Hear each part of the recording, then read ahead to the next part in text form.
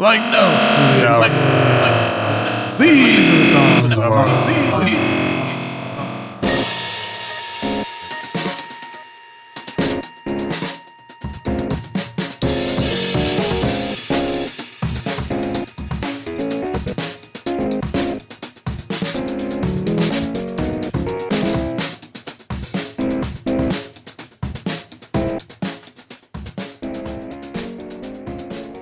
Hello and welcome to the latest episode of Songs of Our Lives. I'm Brad Rose. I'm an artist, a composer, a writer, the founder of Foxy, Digitalis, and someone who thinks about music and sound far more than is healthy.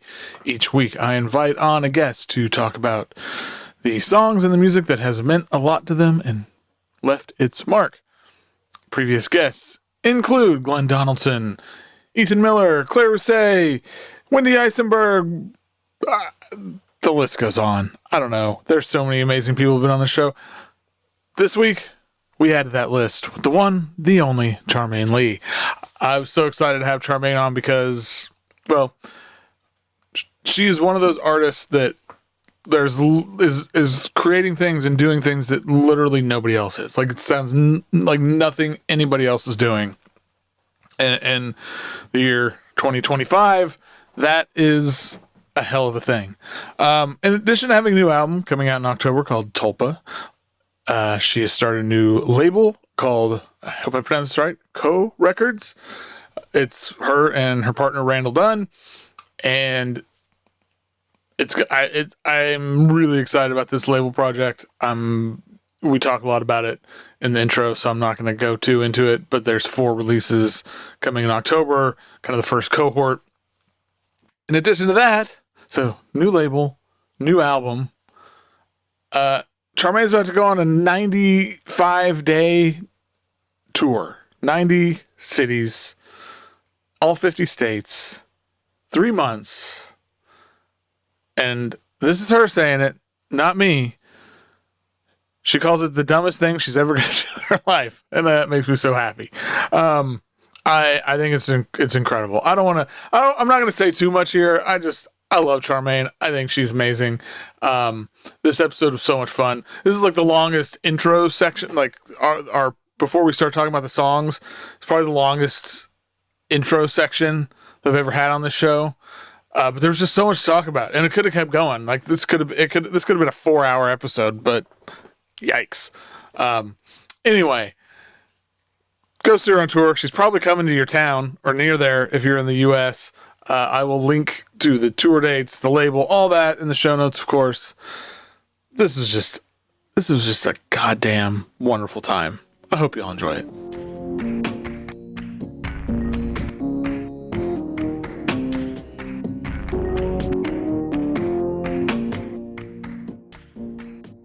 My guest today is a vocalist, a composer, artist, musician, educator, writer, I don't know, everything you can think of and more. It's Charmaine Lee. Welcome to the show. So how's it going? I'm going good. I'm in New York. It's really hot. And I am psychologically, spiritually, emotionally preparing to be away for over 95 days just 3 weeks. So since you brought it up, we'll start there. So you described the tour. This made my day when your video you posted as the dumbest thing you'll probably ever do in your life. I mean, for context for people they don't know, basically, how do I contextualize this? So you can probably tell by my accent, I'm Australian, and I've lived in the US for, since 2010. So 15 years. Wow. But a good chunk of that was like in school, and then after I graduated, I did a master's at NEC, and after I graduated, I really wanted to be in New York and just really go balls to the wall with music. But because, being Australian, I didn't really have many options in terms of staying. So I ended up getting a a full-time job that sponsored my visa, and I was on a series of visas for over 10 years. Oh, wow. And then that, my job ended up actually sponsoring my green card. So once I had that, a lot of things started changing for me. And, prior to that point, I basically wouldn't be able to take more than 3 days off work. So the concept of a tour just was never possible. Right. And in sort of true Charmaine fashion, I kind of go from, my partner Randall kind of describes me as someone who just like runs into a burning building like all the time. And I just sort of was like, you know what? I have never toured in my life. What is the most extreme version of what this could be? And I'd also, because of that, there's so much of this country I haven't seen. Right. And I'm convinced that there's something there to that. And obviously I think we can all agree that our online understanding of that is just totally false, or at least completely one-sided in some dimension. And I've started to see glimpses of that because Randall and I will go on weekends, we'll just hop in the car and we'll go to like rural Pennsylvania or, even just around the East Coast. And even within that proximity, there's just such diverse ways of living and communities, and like Amish towns and, local markets and flea markets. And you'll see these bits of local histories around that you just don't see online. And the tactile nature of that, to be able to hold those objects or feel it and see it and breathe it, it's really convinced me that this is a really good time. It's a fucked up time, but it's because of that, I think, the perfect time to be kind of plunging into that. And so I ended up at the end of last year, I quit my job and I started planning this very elaborate idea. And Randall is completely crazy enough to do this with me. But I'm very lucky because he's toured, over the course of, he's been doing music for 3-4 decades. And I think over the course of that time has toured many times throughout the country and internationally. So I feel very spoiled because I have the kind of wisdom of someone like him on the road with me. And at the same time, I'm like, it's one of those things where it's like, you don't know what you don't know. So like, I don't even know what I'm not prepared for in some fashion. I think that's amazing. And I live in Oklahoma, a place that not a lot of people ever, again, it's a very one-sided picture that most people have. I remember, so my partner, she's from Seattle, and 20 plus years ago when we first met, I remember she worked at a place down at Pike Place Market, and I was talking to her boss, and he was like, "So, do you remember the first time you ever saw a tree?" And I was like, "Dude, it's not the Dust Bowl anymore." Like, but everybody thinks we live in the Dust Bowl, and then everyone and when we were moving back, her family was like, "Oh, so are you living on a farm?" It's like, no, it's a city. Like it's just like right. We just picture the rolling, the rolling tumbleweed like running across the screen, and like there's just you like blogging, like but it's cool. And then, but again, like then outside of the cities here, so like she works for one of the tribal nations here, their headquarters is a small town, an hour and a half outside of any city. But then you see, like you were saying, different ways of living and different ways of taking care of community. And absolutely, it's just, I think it's so cool, like that you're doing that. And I think, this is the time people need to be doing more stuff like this. 'Cause if there is a way through it, all this shit, it's these kind of things. It's also like the timing is feels good on a personal level, but I also think culturally, from what I've been seeing, a lot of the generation that really valued what I was saying was sort of preservation of local histories, collections, physical objects. They're all starting to die. Like that generation, right? Like they're all well into their 80s now, late 70s, 80s onwards. And I feel like, and even like roadside attractions, you know, people who really put love and care into maintaining these incredible places of interest, I feel like are starting to pass, and I'm not sure that there is a generation under that is genuinely interested in continuing that. Right. And that scares me. That makes me sad. But it also kind of further invigorates me with this urgency that is like, if I want to see this specific era of America, this version, as it's been known, you know, this is the time now, because these things may not be around for much longer. Yeah, for sure. Yeah. No, I think that's, I can't wait to, like, once it's done, to like hear about just, I don't know, your sort of reflections on all of it, or what, I mean, I'm sure that's going to take you so long to process everything.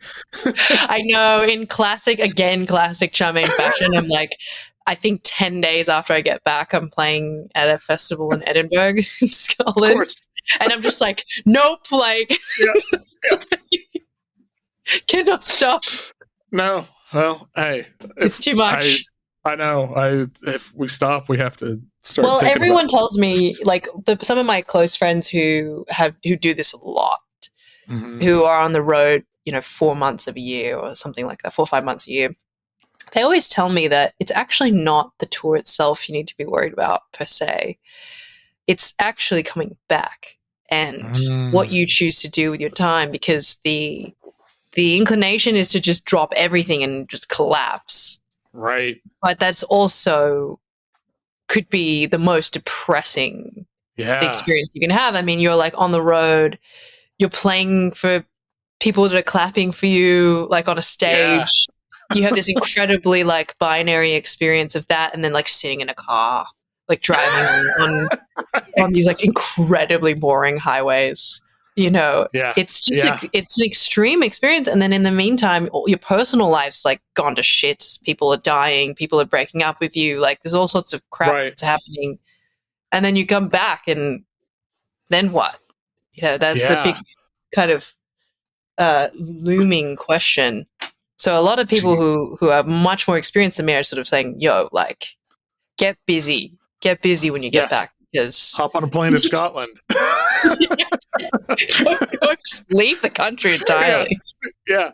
See all of the country and then get the hell out. Get the hell out. Oh man. That's all. Oh, that's well, good luck. I'm excited that, you know, Tulsa will be one of your stops, but absolutely. It's gonna be an incredible experience. And we'll make it like that you're gonna play a vocal oriented set for the first time in 15 years. That's the plan. That's incredible. Hopefully we'll pull it off. I don't know. Something will happen. Something will happen. So before we get into the songs, you got a new album out, which is kind of what prompted all this, and a new label.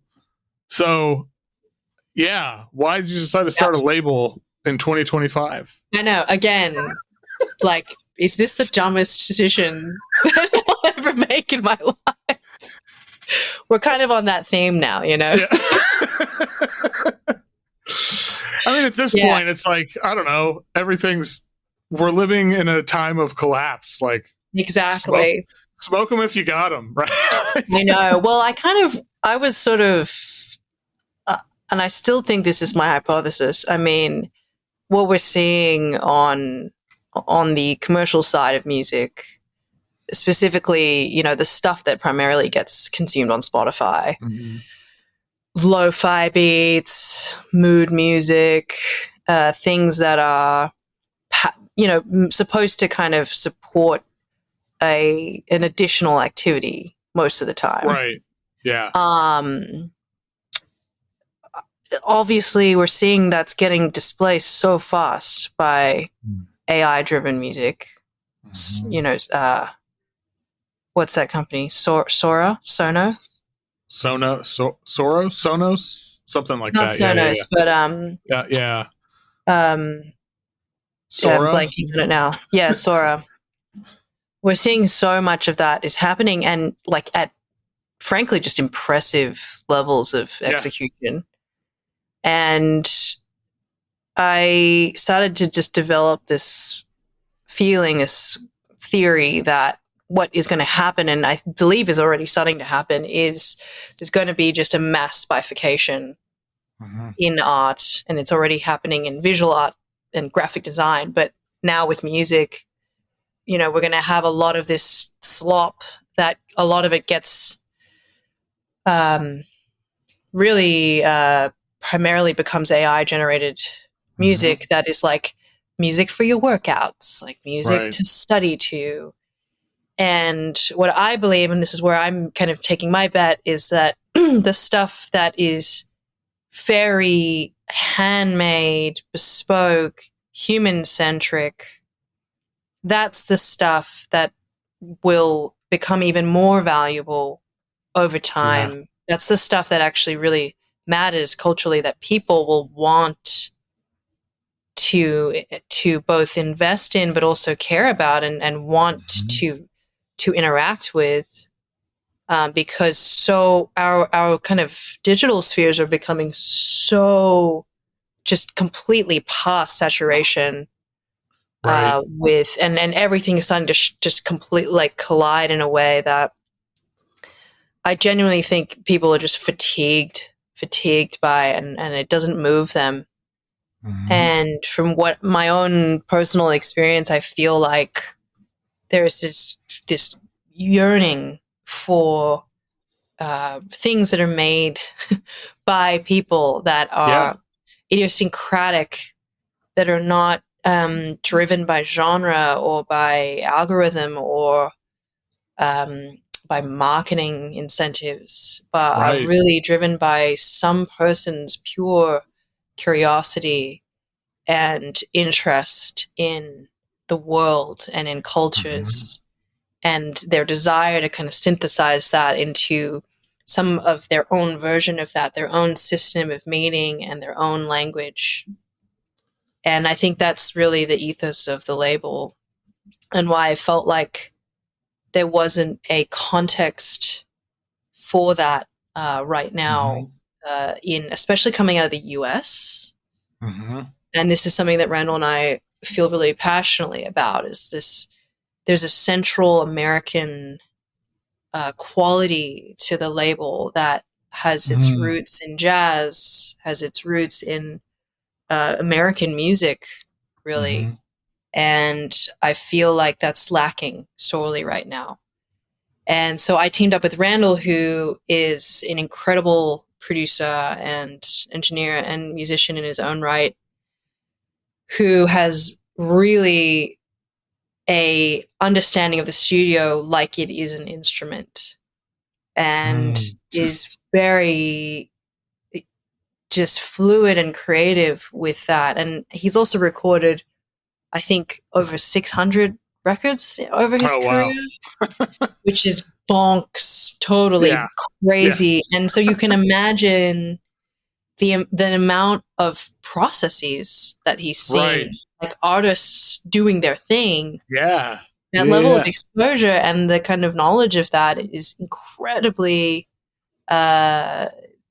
just special. And so the ability to work with these artists, you know, the label, we're trying to do this from the ground up, where it's not just like send us your wave files and you know, it's this, we're coming together, all of us in the studio over a concentrated period of time. Cool.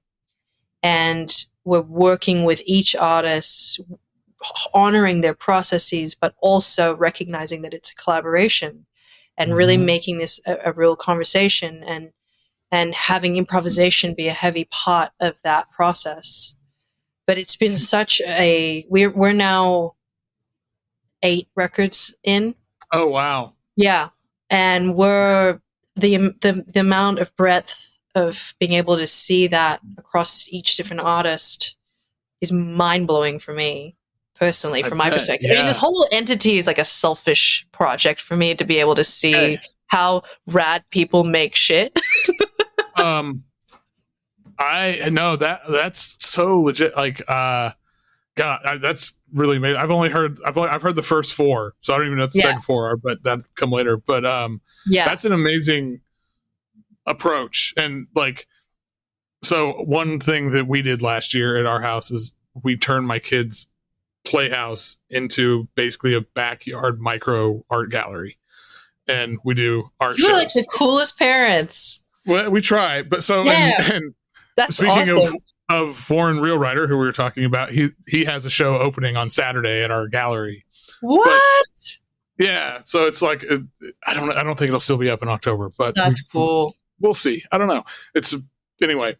But part of my whole thing was, I mean, it was getting. I mean, just having a space to get people in physical proximity with each other, because I think right now that is super important. But 100%. Also, it was like, I want to see behind the curtain of people's processes and collaborate with them on just making things for this tiny space. And it's a total like selfish thing on my part. It's like, I want to just, see cool people do cool shit and learn from it. It's changed me chemically. Like, it's changed my music. It's changed how I think about art. It's actually like, it really feels chemical. That's the amazing. Evolution of that. And it's really beautiful to see, because as each record gets made, the context of the prior record changes. So it becomes this like this entity that takes on its own personality, and to see that, and to kind of start to see, the way that we're approaching the releases is like these cohorts. So a few times a year, we'll have these batches of these records made, but it's very intentionally designed, because what we're trying to do is create this intergenerational dialogue between people. For example, we just recorded David Torn, who's going to be on the label, and he's in his 70s, and we have that with, for example, Aaliyah Alton, who's an incredible cellist who's not even 30 at this stage, and that kind of intergenerational dialogue, I think, is also grossly lacking and missing in the general art universe right now. But I think context is so important, and it's amazing to see the ways that each artist is shaping that on their own, and sort of the evolution of that. From my perspective, having seen things from zero from the ground up is mind-blowing. That's so awesome. I could sit here and talk about this forever, but then we'd be here all day and people probably be like, dude, get on with the show. But I just want to hear about the songs. we just want to hear about these damn songs.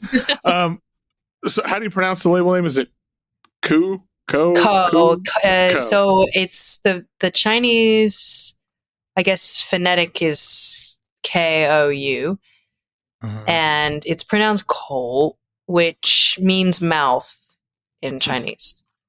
Okay. So it's sort of a tie into language, vocals. Yeah.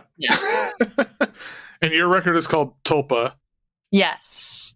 That is a sort of Tibetan terminology to describe the conjuring of an alternate being. And I think this album is very much that, in terms of the kind of expression of many worlds and of many personalities and characters, and that gets expressed then through, in the studio setting, the variety of colors, timbres, extremities of noise and spectral richness that emerges. You know, it was really amazing because, you know, in the studio, Randall basically set up an array of vintage tube amps, guitar tube amps, around me like a cave. Oh, wow. And then we sent the signal through each of these amps, including a Leslie cabinet, which is like mind-blowing. Yeah. But yeah, and so I was able to engage with not only the live feedback response from each of these amps, but obviously the colors of them, which are totally interesting and weird and different. And the mixing process then became this really cool creative process where we were able to musically, dimensionally shift through these different amps and colors, and how that kind of changes the quality of how you listen is really powerful and for me a relatively pretty new experience, having mainly been live performing and having had my last album, which was done in my bedroom, like, you know, classic style, and to be able to have that three-dimensional engagement and that space was really inspiring and new. That's really cool. Yeah, I mean, like one of the words that kept coming to mind when I was listening to it is it felt very like sculptural.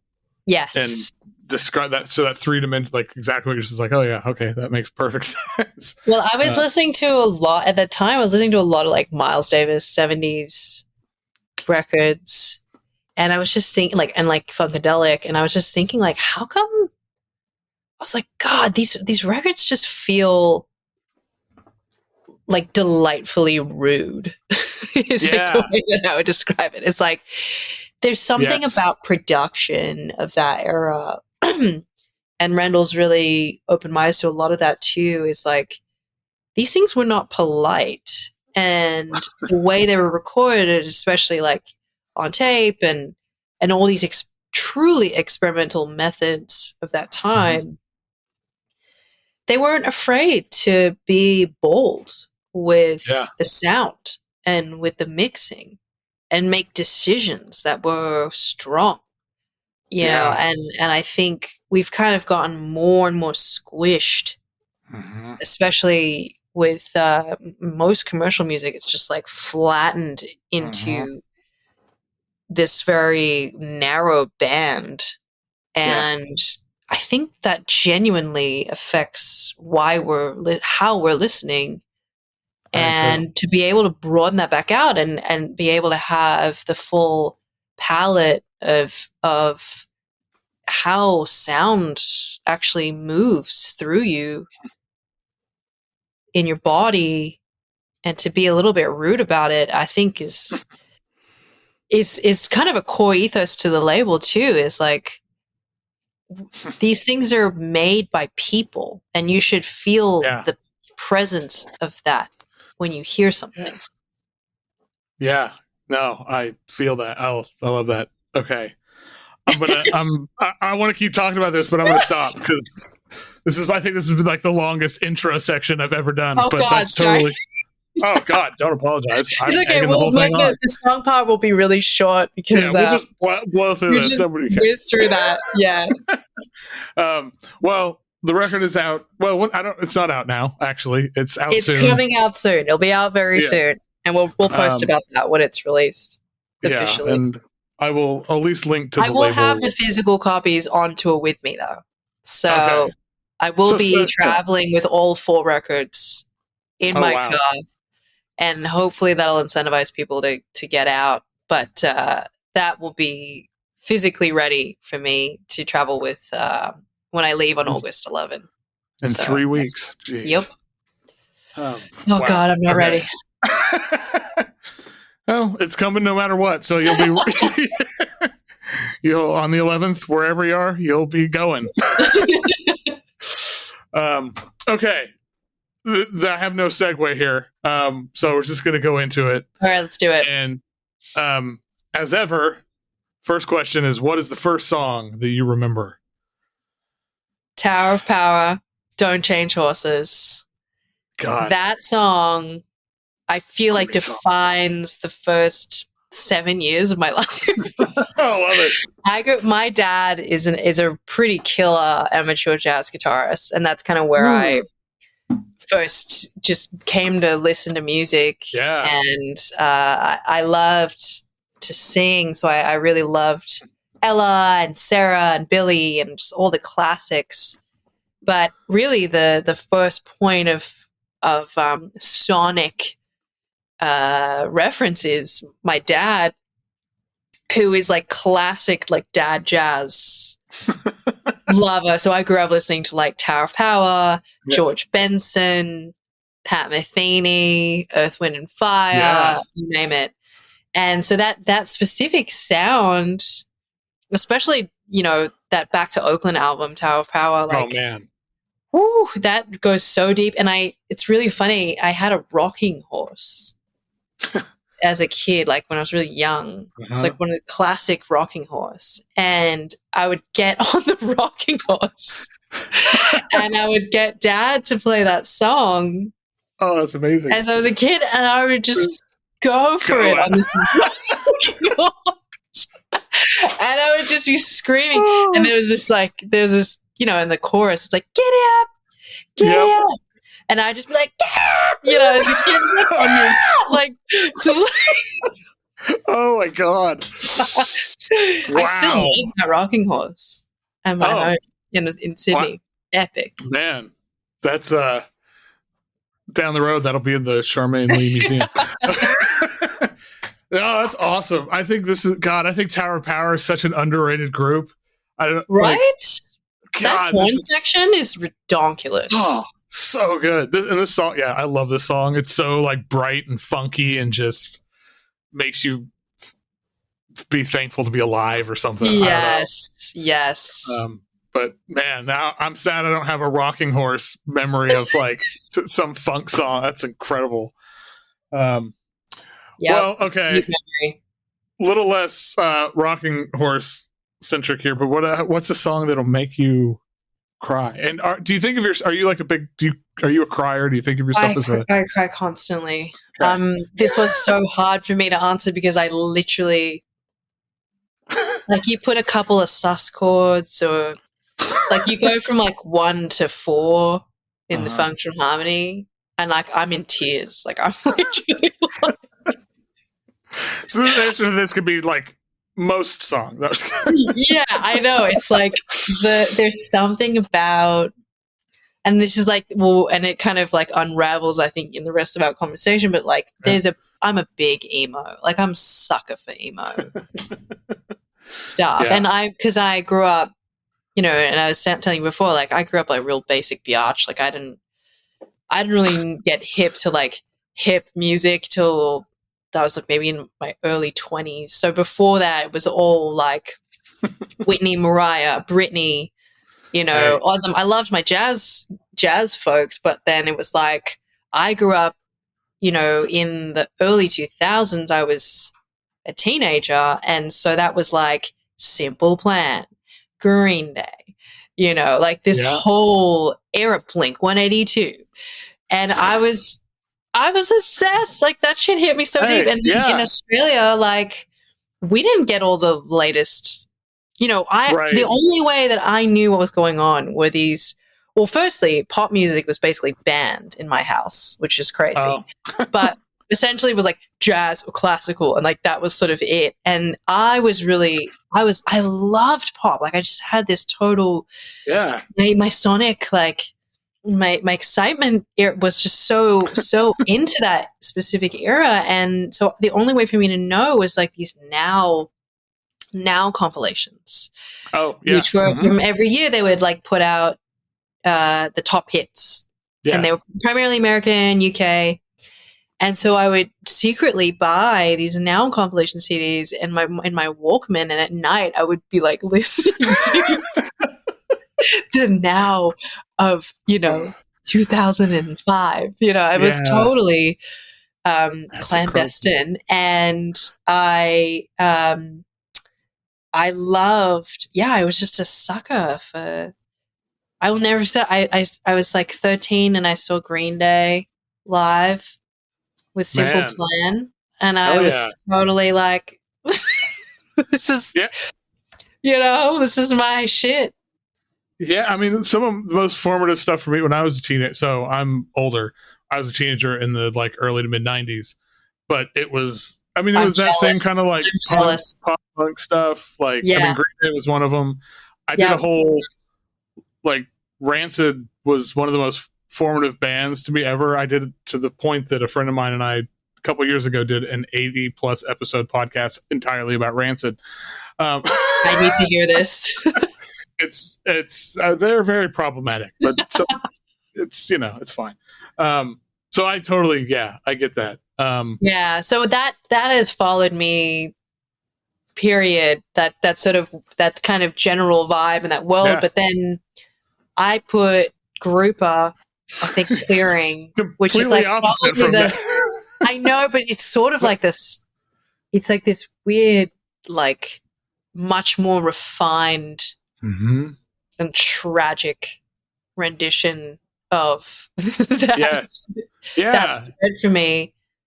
And I think she's extraordinary. And I had a friend, I had an ex-boyfriend show me her music about 10 years ago, and I just collapsed, basically. I was like, this is like perfect in every way. And that was when she came out with the album Ruins, which is what Clearing is on. And it's just her and a piano, and it's on tape, and it just destroyed me. Like, and the lyrics are also just gorgeous. Yeah.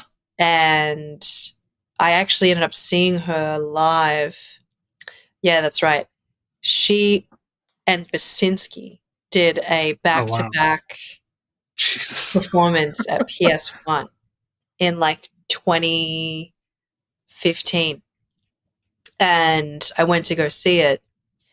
And it was actually very interesting, because she got up on stage and she was kind of like this.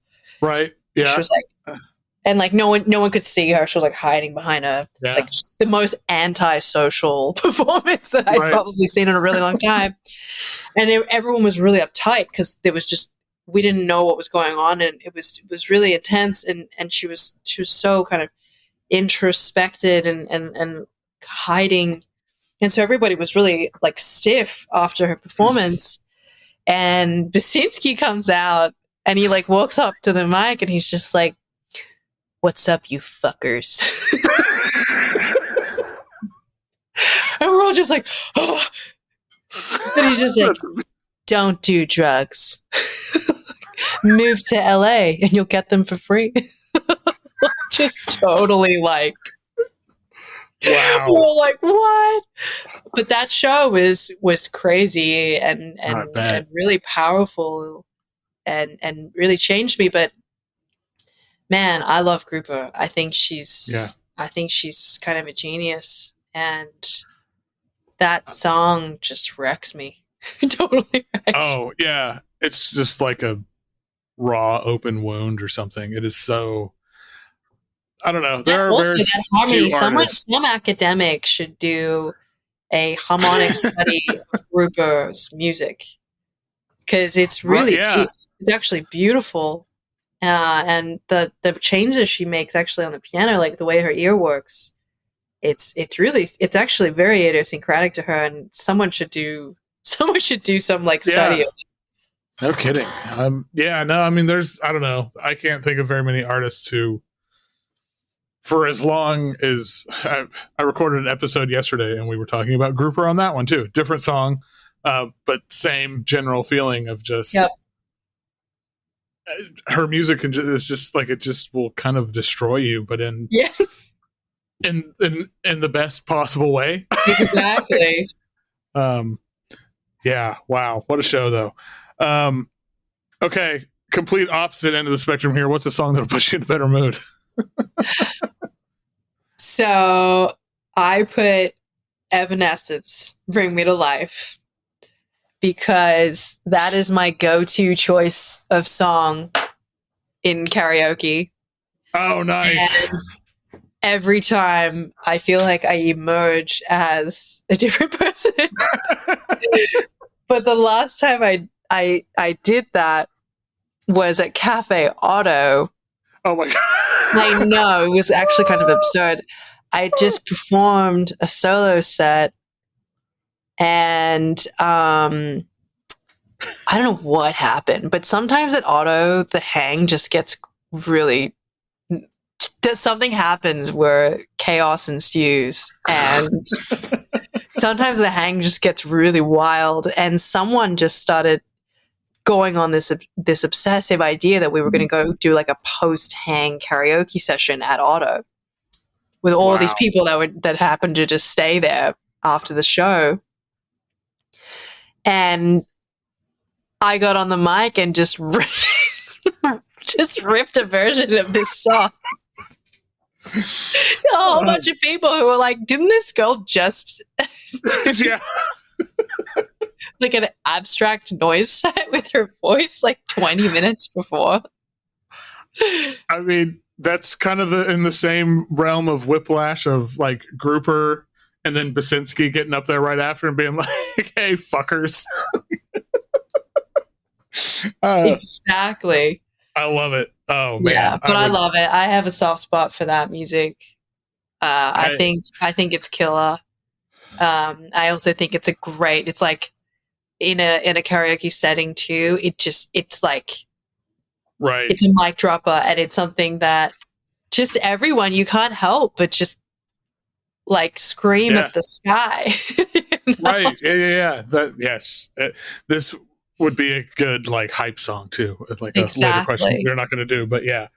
Okay, everybody's favorite question. What is objectively the greatest song of all time? Again, this one took me so long to figure out because there's just so much good music. But I think if I were to play an alien, like if like someone was like, "What is the Earth?" and I was just to play like the golden record that they would have, the first track would be Phil Collins, "In the Air."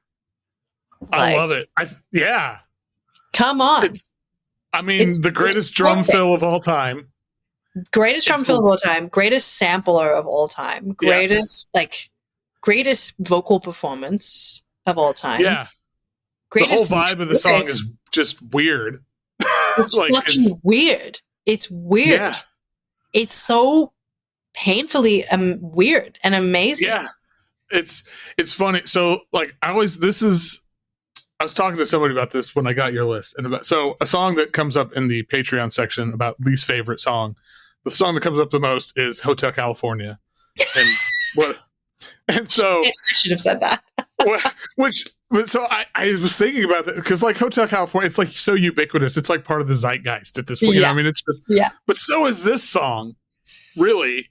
But this song fucking rules. And like fuck Hotel California. Like dude, and also I feel like it just ages well. Like there's this music that ages really well, and I feel like anytime that song comes on, the world just kind of pauses for a minute, you know? Yes. And I grew up like in Sydney, and like I was saying, we didn't get hip music until like 6 months down the road after it was released. And there was this one radio station, 106.5, that I was like low-key obsessed with. And they had this guy, Richard, I think his name was Richard Mercer. He had the sexiest voice of all time, and he would do like the nightly hour music. Yeah. And they'd play this music, and I'd be in the car at like 9 o'clock in Sydney, like driving, and that would come on. And it just hits deep. Oh, I love it. I think it's, I'm going to have to, so my kid is 12 and I'm going to have to play this for her and see how it goes over like for a 12-year. I don't know. I think 12, you're probably ready. Yeah, I think so. Yeah. Not earlier. I think 12 is sort of the prime age to start teasing the rope. We'll have to try. No, this song's never come up on like nearly 100 episodes of this, and so I'm really glad that somebody finally picked it because it is fucking awesome.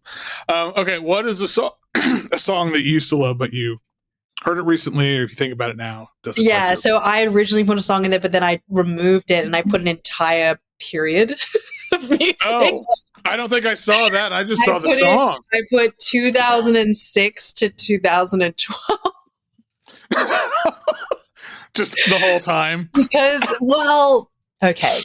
Just to be clear, I feel like there was and this is music that, again, I was a teenager for. I was in high school. So this is the music that was like coming in to my world that I thought was like really cool. And now looking back, I'm like, what? Like this is a very specific era. It's about a 5 or 6 year period, 2006, 2012, of indie adjacent music. So that's like the Magnetic Zeros, Band of Horses, Edward Sharpe. Even like the more kind of Brooklyn jazz adjacent, like Dirty Projectors. There's a whole era of this very specific indie music. I know what you're talking about. I feel like it doesn't age well. It hasn't aged well. I feel like I've forgotten most of it, like even exists. I just feel like when I hear it now, I'm like, oh, like it was either like way too like post Christian church music, earnest adjacent stuff that just doesn't age well, and it's just frankly just kind of lame, or it was like excessively trying to be complex or artful in a way that at the end of the day lacks the actual soul of what for me. Okay, so like maybe there's some aspect that's racially like it's in there too, right? Like it's like primarily white. Extractions of black music that then get conformed into this like indie this very raw vanilla. Context. And there's something that just doesn't age well. It hasn't aged well for me personally. No, I totally get that. And think about like to our earlier conversation that, you're talking about like those Miles Davis records and like Funkadelic and how it was like very brash and rude. And this is music with every edge sort of sanded off of it. Removed. And it's just totally forgettable. And Mumford and Sons. Now I remember that one. That was, oh God. And it was all tied into like Rough Trade, like that specific kind of era of Rough Trade, and like Urban Outfitters. There's just whole movement. American Apparel. It just that era of American cultures.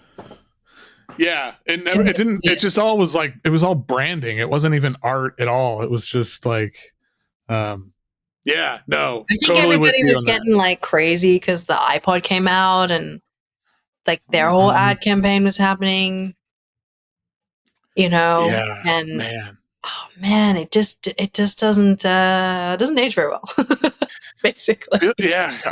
Feels like that's like where a lot of, I don't know, you think of some of the issues today that we have in music and art. I think it's like a lot of it was seeded. Yep. Okay, that's a really good answer. Your other answer is good too, but we won't get into that. That's basically the same thing. Well, it is. And I don't want to talk about Radiohead.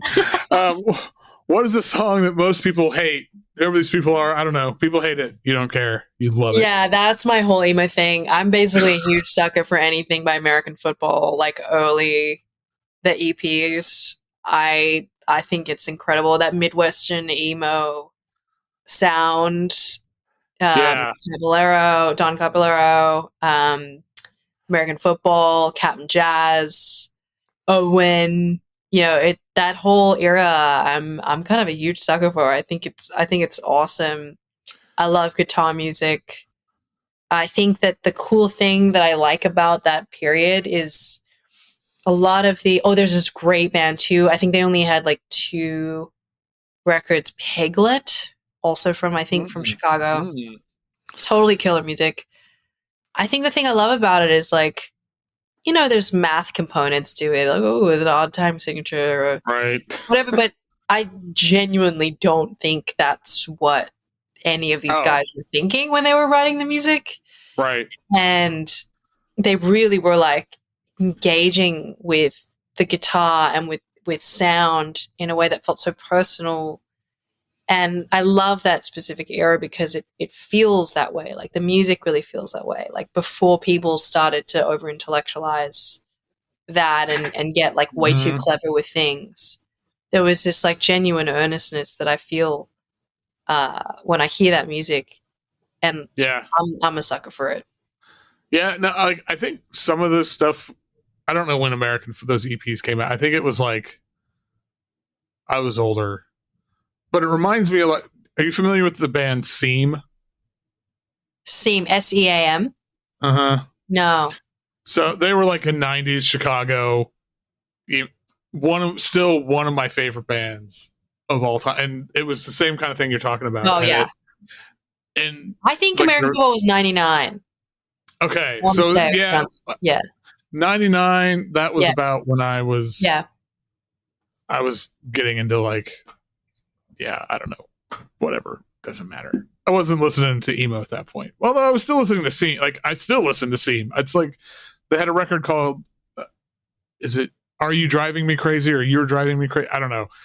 I still listen to that record. You'd probably really like it. And it's, but yeah, I love that same kind of thing where it's like very guitar driven and very, it's, I mean, this is music that is very complex, but not for the sake, like you're saying, like they weren't thinking about that. Whereas the stuff we were talking about before, they were trying to be complex, and it just came off as nothing. Douchey. Yeah, this was just, I don't know. It was these people like really in their feelings and like yes. But every time I have listened to American football, I'm like, okay, like I get it. Like I was freaked out because I saw this like a few years ago. I saw this video of them like they're doing some reunion tour or something, and the camera there was like them performing in I don't remember, some festival in America, and the camera like pans and like someone's playing the vibraphones, and the camera's like panning to the vibraphone player. And I'm like, what the fuck? That's my friend Corey. Oh. Corey Bracken, who's like a killer vibes player, like joined the band and is like still touring with them. That's amazing. So random. Man. Dream gig. I know. I'm like, the fuck, Corey. Yeah. Man, he needs to hook you up to open for American football. I know. Putting that out there now, guys. Yeah. Ready? I'm available. Gonna be on the road for 3 months. I'm going to be on the road. If you need an opener, I'm here. I'm here for it. Oh man, that would be I would pay money to see the audience's reaction to the American football audience. Okay, what's the most romantic song? Oh my gosh. Again, such a hard. I also didn't know if romantic meant like sexy romantic or like. It's however you want to interpret it. Open to interpretation. Or you romance, but I love Lita. I love Schumann, Clara, and Robert. And I also love piano music and voice. And so I put On die Musik by Schubert. And it's a classic. Oh. And I think it's so beautiful and kind of like very hard to do wrong if you're performing it. And it's something that I think is timeless and gorgeous and would woo me any day. Yeah, no, it's beautiful. And there's so many, there's like so many good versions of it out there. Yeah. Yeah. What's a song that changed your perspective on an artist, either for better or for worse? I semi misread this question because I thought it was about what was a song that changed your perspective as an artist. Oh, okay. Well, hey, let's For go better with or for that. worse. So I put All My Life, Ornette Coleman, on the science fiction album because up until that point, I heard that song in my first week of NEC when I did my master's there. I signed up for an ensemble with Joe Morris, the incredible guitarist, who was doing a ensemble on the properties of free music. And in that, we listened to and played the music of Ornette and Braxton and Eric Dolphy, Steve Lacy. And I will never forget the first time that I heard that song because it completely changed my understanding of like what music is or can be, period. And the idea that you could have like a pulsing rhythm section in this complete lockup time and then having these cascading horn lines coupled with Asha Puthli, who is Queen Asha. Oh God. Yeah. The way she sings that and the lyrics. Yeah. I've waited all my life for you, and now you're here. It's like fucking gorgeous. And I had the chance to actually sing that with the ensemble that we were in. And there's something like when you actually perform the pieces, your relationship totally changes. So that blew my mind, and I forever was changed. And my whole understanding of collaboration, of improvisation, of songwriting, of harmony, of method, everything changed after that. Wow. Yeah. That's amazing. Yeah. I mean, it's, I don't know. This is one you could easily make a case for as like greatest song of all time. Yeah. Yeah. That whole album, I would put up there. I would definitely put up there. The band on that album, I don't know. I think Ed Blackwell's amazing, one of the greatest drummers to ever live. One of the greatest drummers to have ever lived.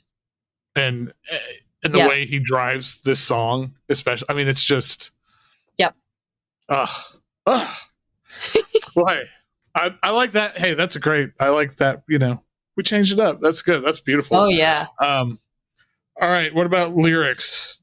Do you pay attention to lyrics? Are you a big lyrics person? I am and I'm not. Like the way that I like with my own music, my relationship to lyrics and words have been fluid. And I think in some ways, how I first started in Joe's ensemble, because I guess he'd been running that ensemble for like 10 years, and I guess I was the first vocalist to have ever signed up. Oh, wow. In the entirety of the time he was been running this ensemble. So he was kind of like, what do we do with you? And so he encouraged me to he was like, why don't you bring in some poetry? And my friend had this huge anthology of like 20 and 21st century poems. So I would just every week bring in that book and I would open up a random page and then basically would use that poem as a jumping off point to then it eventually became more and more abstract from words to then syllables and then to sounds, and then that's kind of how some of the genesis of my vocabulary began. And so now when I think about text, for a long time it was like, actually what I think in a musical context, what people respond to isn't necessarily the literal words, but I really feel like it's embedded with the actual the suggestion of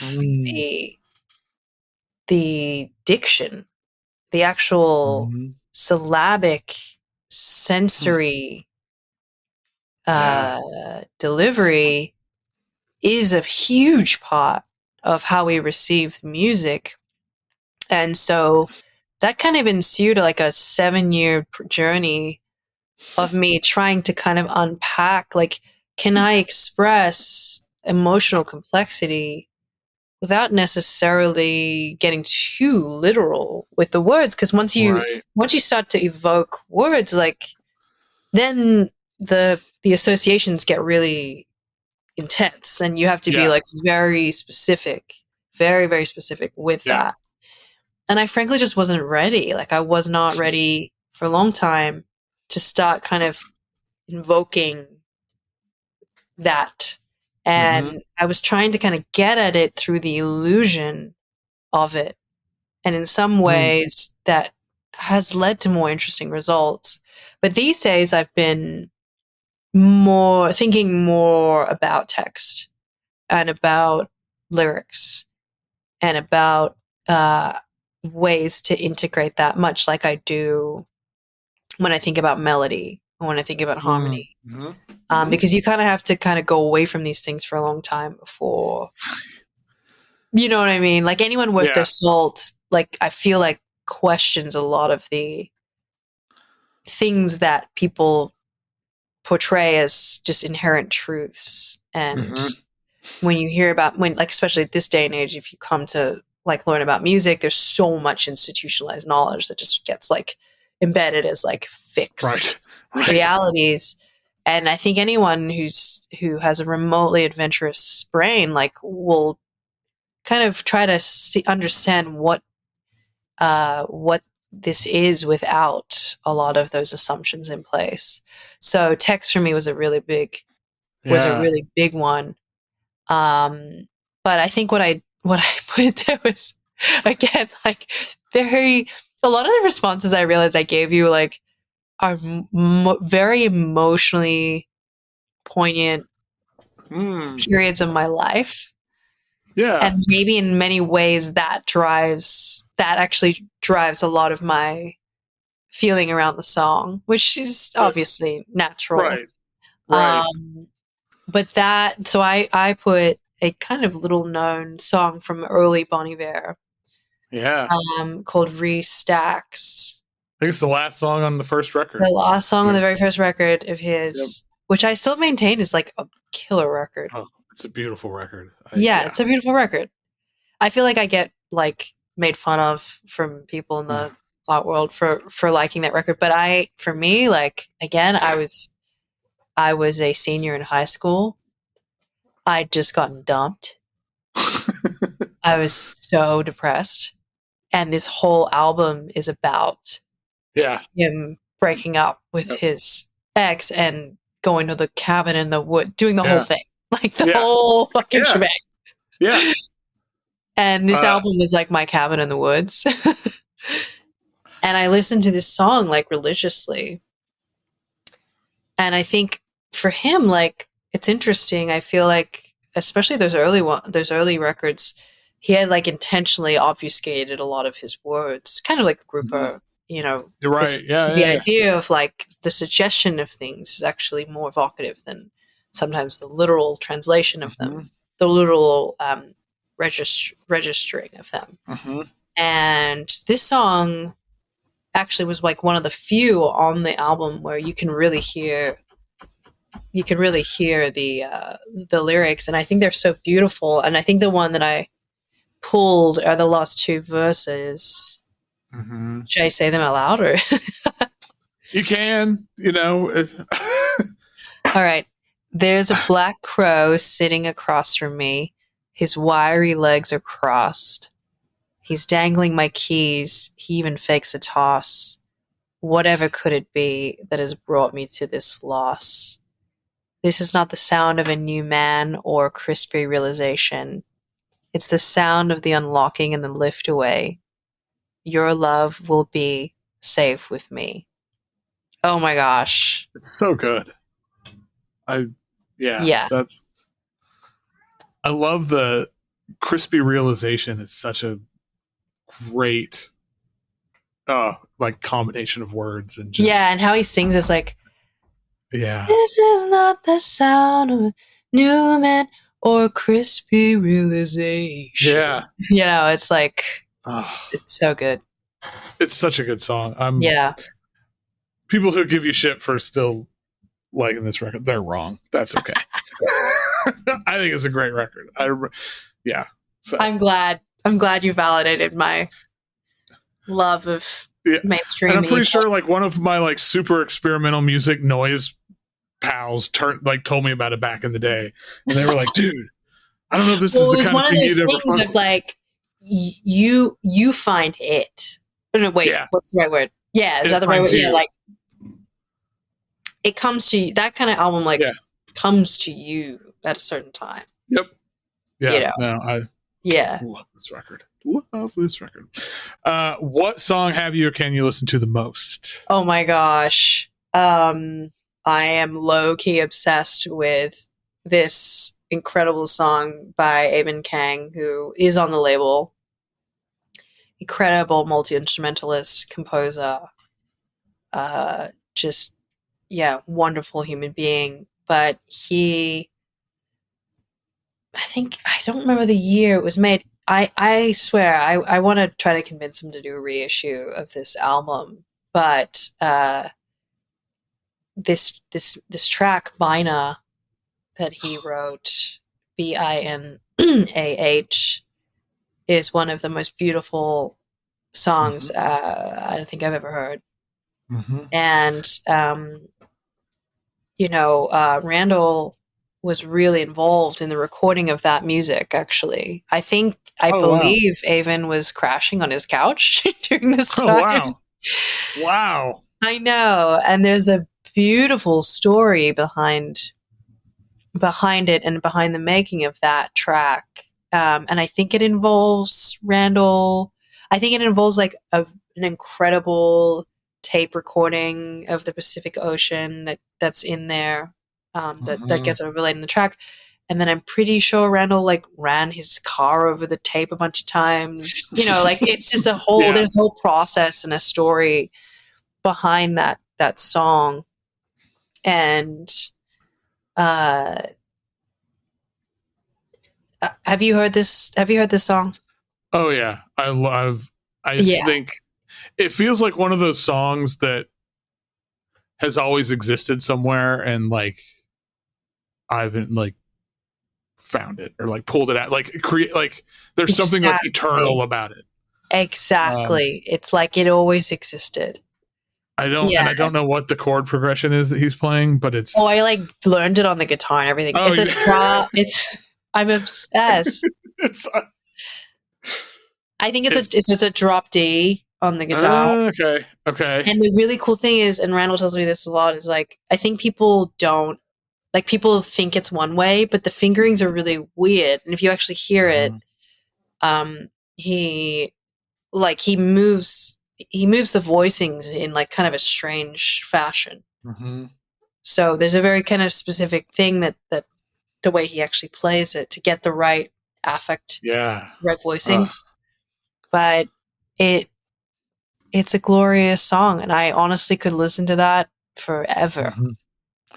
Yeah, put it on a loop. Yeah. No, that's a great song. Yeah. On the total other end of the spectrum, what's the sexiest song? Oh, this is so cringe. And like I'm gonna get so much hate for this because like everyone hates Coleman's verse on it, but I'm like low key obsessed. So Far to Go, J Dilla. It's like the dream team: J Dilla, D'Angelo, Coleman. Coleman's verses are. I just so another fun fact. I know I can recite that whole song, Coleman's 2 verses, like in my sleep. Oh, that's incredible! It's so good. It's so I once fell asleep and I woke up and I guess I'd had it on repeat. You know what? Like one of those moments, like one of those nights where you fall asleep. And I had it on I had like my iPod and I was listening to it and it was on repeat and I woke up and I was like, what the? And it played like 300 times. It was Oh, epic. so it's just like permanently embedded in your. Yeah, absolutely. That song for me, that is low key, hands down, sexiest music. Hey, I'm not going to argue. I mean, okay. how many people have said D'Angelo? Like, probably. I mean, D'Angelo kind of D'Angelo comes up very often, and understandably so. Like, he does make the sexiest music, and he's one of the sexiest humans. Like, It's ridiculous. I mean, voodoo. What the fuck? Oh, yeah. How many children out there exist because of voodoo? Like millions. That's, yeah, one of greatest albums of all time, and the sexiest album of all time. Okay, what's the song that means the most to you? So there's an old Irish song, Old Lang Syne. Yeah. And it's about old friends gathering and for old time's sake. And the reason why I chose that song is because it's my mother's favorite song. And I don't sing conventionally anymore at this time much at all, except for like one occasion, which is for my mother. And the only time I do that is for her, and that's the song that she really wants sweet. me to sing. And it's her favorite song. So it's a personal one, and it's a really beautiful song too.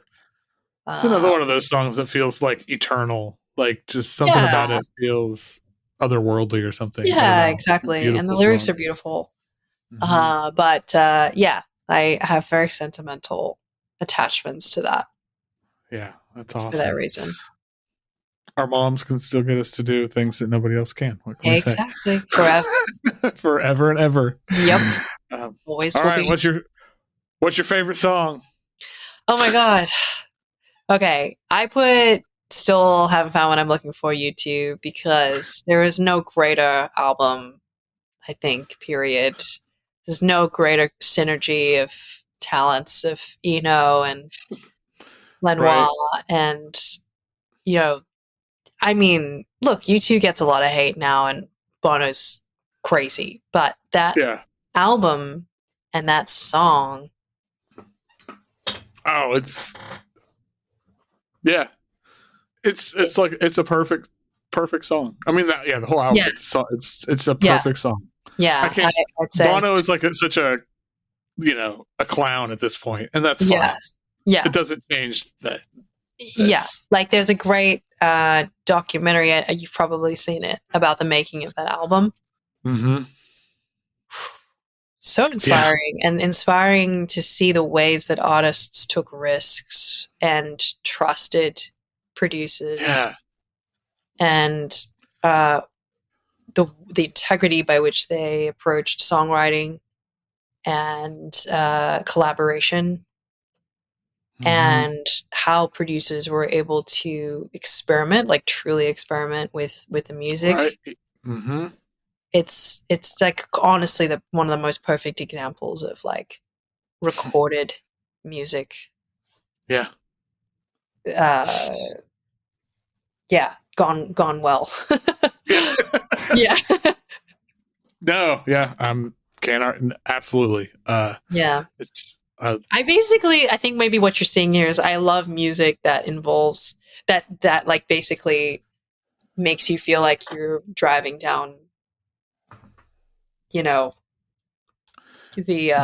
Californian desert. Yeah, I mean, like looking out the window. Yeah, I mean, for me, it's like rural Oklahoma, but it's the same thing, and just windows down. Maybe because I'm about to drive 20,000 miles, but I think there's something there. Some of my favorite memories are driving in the middle of nowhere for I don't even know why, windows down, music blasting, friends in the car, singing at the top of our lungs, like a song like I Still Haven't Found What I'm Looking For. Oh. That's living, man. That's beautiful. And on that note, It's a great place to stop. So Tulpa is out soon. I don't know. This will be out in a couple weeks, so maybe it'll be available for people to order by then. But if not, just go see Charmaine on tour because there's a good chance she's coming to your town. Yep. I mean, if you're in the U.S., if you're not in the U.S., well, sorry, but otherwise, yeah. And then the other, so the 4 records, the 4 first releases are yours. I don't have it's Jessica Eyvind Kang. Yeah, so Eyvind Kang's first ever solo instrumental record. Wow. Jessica Kenny also first ever solo record. Mm-hmm. Chloe Kim, who is this incredible Korean Australian drummer who is awesome, like grew up in Seoul playing backbeat in the church, traditional Korean drumming, moved to Sydney to study music, and has fused that with jazz and new music. She's incredible.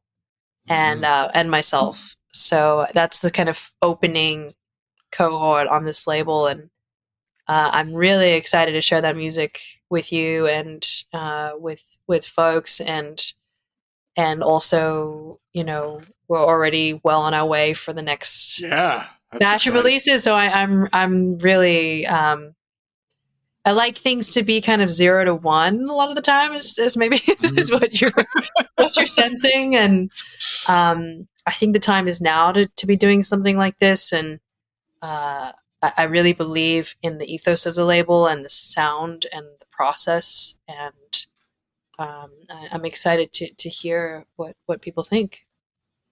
I can say that all 4 records are incredible, and small plug, watch Foxy Digitalis because there will be stuff on all 4 of them coming, including this podcast, but other interviews and stuff. And yeah, I just find it very inspiring, and I'm just can't wait to see where it goes. So thanks for doing this. You're the best, Brad.